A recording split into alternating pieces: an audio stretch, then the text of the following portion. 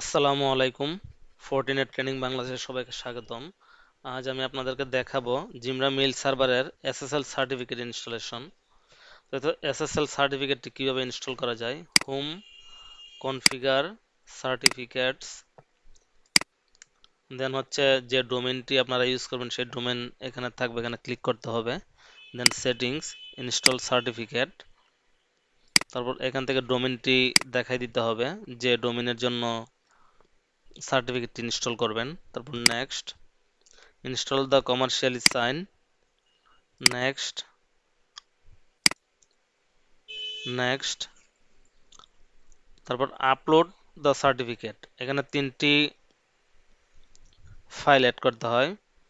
এখানে CA file, please upload the following files from your CA.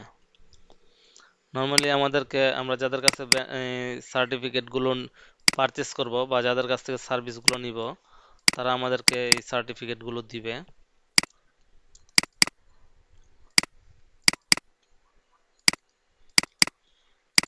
SSL certificate, তারপর এখান থেকে চুজ ফাইলে যাওয়ার পর এসএসএল সার্টিফিকেট এভাবে আপলোড করতে হবে।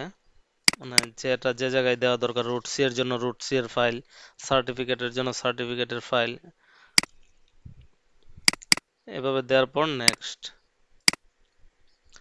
নেক্সট করে দিয়ে, যেহেতু ইনস্টল করা আছে আমার অলরেডি, সেজন্য এই অপশনগুলো দেখাচ্ছে। তারপর নেক্সট করেই দেন ইনস্টল করে দিলেই এসএসএল সার্টিফিকেট ইনস্টল হয়ে যাবে।